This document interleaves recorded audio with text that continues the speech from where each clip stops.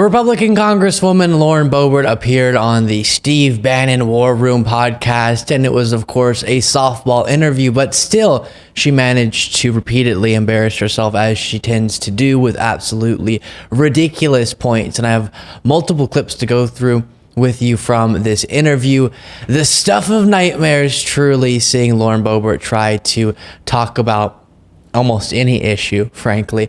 And here, of course, this coming in the wake of Biden's super strong State of the Union address. And so we'll start on that, and then it just gets worse as we go through these different moments. And one of the things that's been interesting to see after Biden's State of the Union is Republicans, as we've talked about previously, scrambling, trying to figure out a line of attack, because their typical one is Joe Biden's too sleepy or too old or can't deliver a good speech. And then he goes out there and crushes it. And so now they're saying, I guess he was too energetic, jacked up Joe, Sean Hannity said. And the new conspiracy theory, I guess, or the new theory from many of these Republicans is that Joe Biden was on drugs. And little do they know, they're sort of complimenting him, saying that speech was so fantastic that I think you were on drugs. You were using performance enhancing drugs. That's how compelling the speech was. And here's Lauren Boebert alluding to just that. Which is pretty insane. So, we're all checking pupils and seeing how dilated they are. Mean girl. Did he look like he was jacked? He starts off his speech, and listen to the transition and the topics. There's no natural flow. No, it's like that teleprompter is just going as fast as it can. Well, they wanted to keep it at a limited time. They only got so much. They only jack him up. The Adderall only works for only so so long. much. Hey, I have a 5-hour energy every couple of days or so. But couple of days or a couple of 5 hours. Right, a couple of 5 hours every. Yeah, gosh, some days are busy.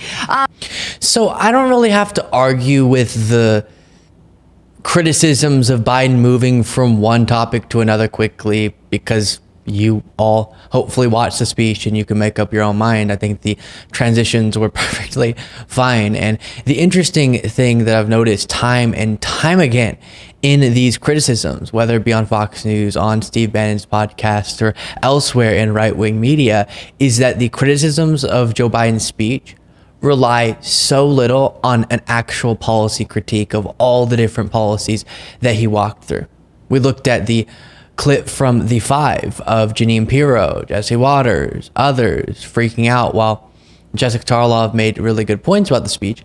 And the conservative Fox hosts all were criticizing it on the basis of things that don't really matter, right?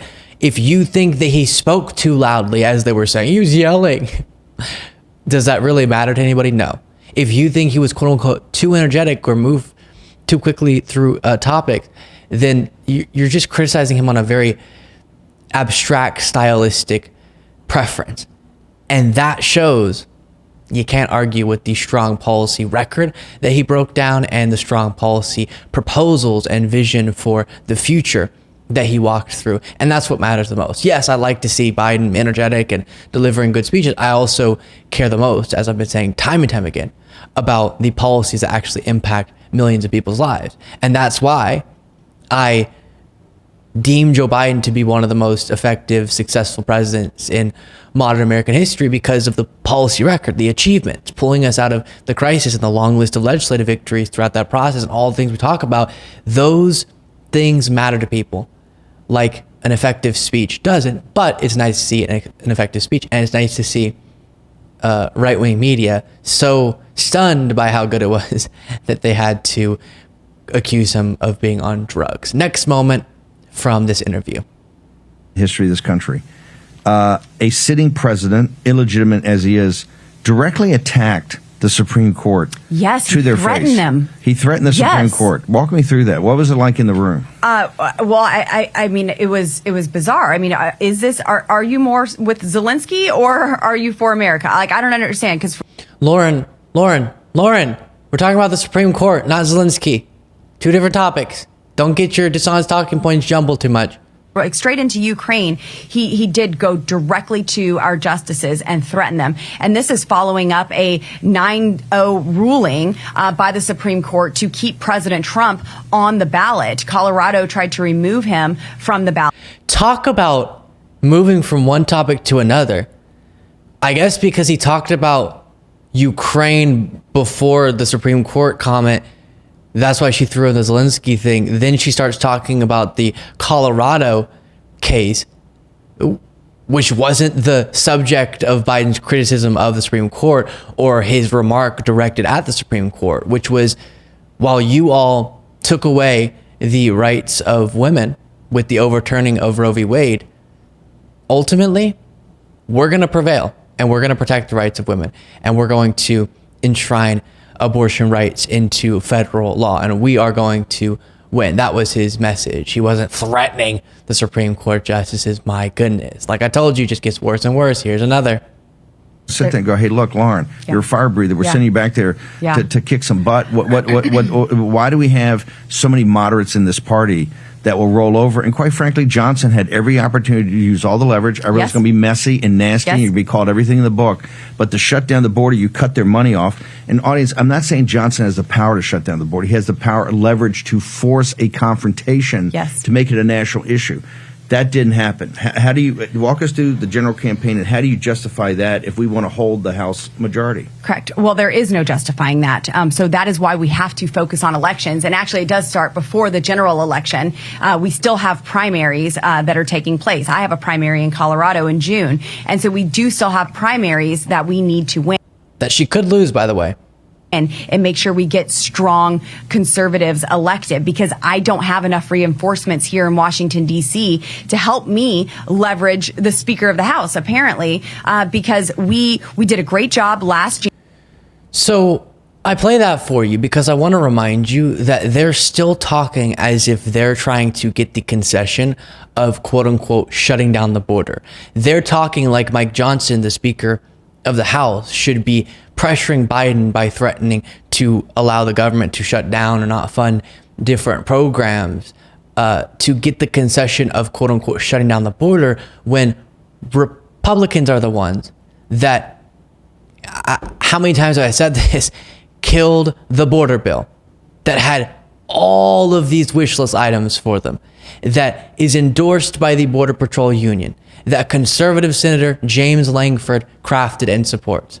That, interestingly enough, Alabama Republican Senator Katie Britt, who delivered that bizarre response to Biden's State of the Union address, she helped to craft it, then voted against it because Trump asked all the MAGA Republicans to do that to hurt Biden politically. So all the different rhetoric that we hear about the border, all the conversations, the hours spent on right-wing media daily talking about the border and trying to blame it on Biden, just remember, this is a Republican issue now because of their unwillingness to assist in addressing issues at the southern border. Now, they also lie about what the issues are, and they lie about so many different things related to this subject and others, but the issues that do exist need to be addressed, and Biden and Democrats and some bipartisan Republicans were trying to, until MAGA Republicans at the direction of Donald Trump blocked that from happening. Again, the conservative senator supported, Border Patrol Union supported piece of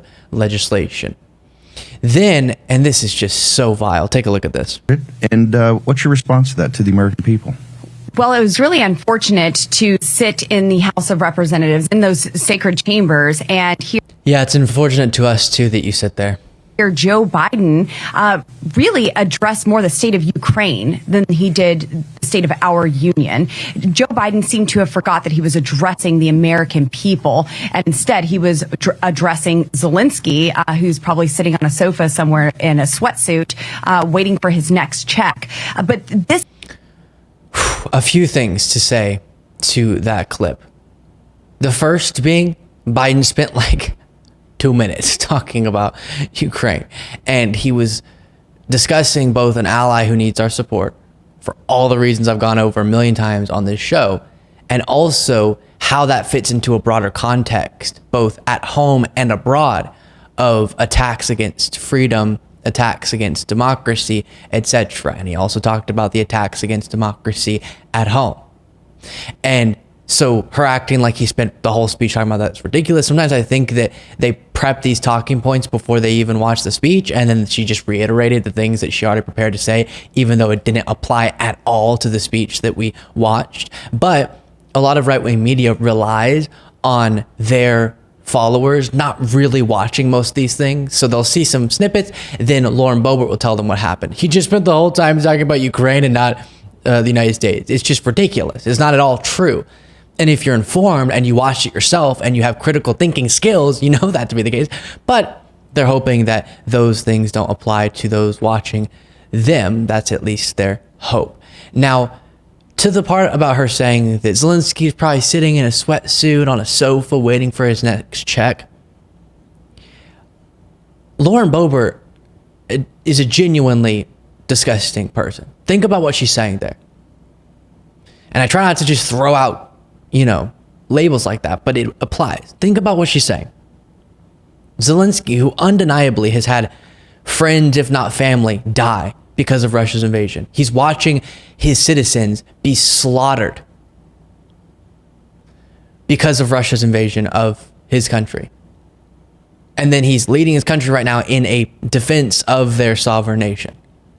And Lauren Boebert is joking about him, speaking about him like he's sitting on a sofa just waiting to be personally enriched or something. It's vile. Children being slaughtered because Putin is greedy for more power, for more land, and has a distorted view of what is properly Russia's or whatever. And Zelensky's watching members of his country, again, undeniably friends of his, die because of that lust for power on the part of Vladimir Putin. And Lauren Boebert has the gall to act like he's just sitting there laughing and taking money. Now, by the way, just to the fact, that was sort of my feelings about it, but to the facts of this narrative that money is just, we're just signing checks and chucking it at Ukraine, do whatever you'd like, not true at all. Here's a Fox News correspondent having to fact check that lie. Cutting a check for $60 billion to Ukraine. A study by AEI shows that 90% of the $68 billion the U.S. has already sent to Ukraine supports weapons factories here in the U.S. Abrams tanks and Stryker vehicles are made in Lima, Ohio. They identified 117 production lines, weapons production lines, in 31 U.S. states that are producing weapons for Ukraine, which means U.S. jobs, of course.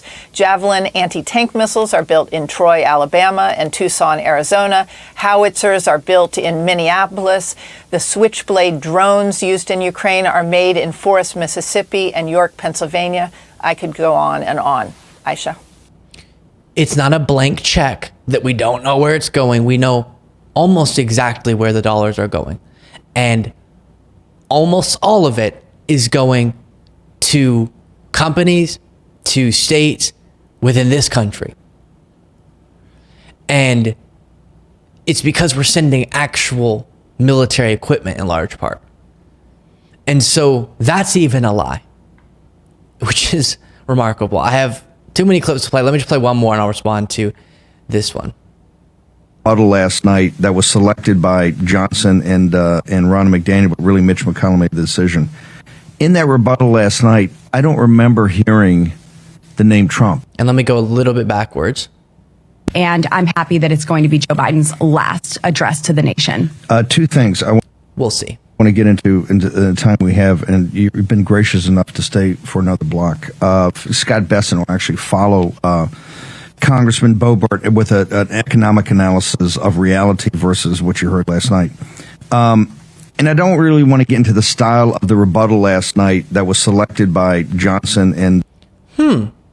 I wonder why he doesn't want to get into the quote unquote style. He got into, and she got into the style of Biden's speech. They didn't address why they oppose lowering prescription drug costs or historic investments in infrastructure, updating airports, roads, bridges, broadband, clean and reliable drinking water. They couldn't address the policy achievements of Biden or his vision for the future that's centered around, as he put it, all Americans being uplifted. So instead they had to criticize the style and say he was on drugs. But they don't feel like addressing the style of this. Why not? We hear you and we stand with you. I know you're frustrated. I don't understand. Why don't they want to talk about the style of a remarkable speech from a rising star within the Republican Party if they talked about the style of Biden's speech? What's wrong with the style of this, Steve? I never could have imagined what my story would entail.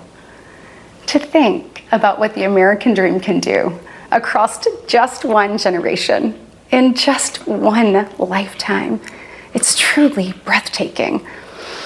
But it's just... right now, the American dream has turned into a nightmare. Yeah, because of politicians like yourself. No, I think the American dream still exists here more. Mr. President, enough is enough. Innocent Americans. Yeah.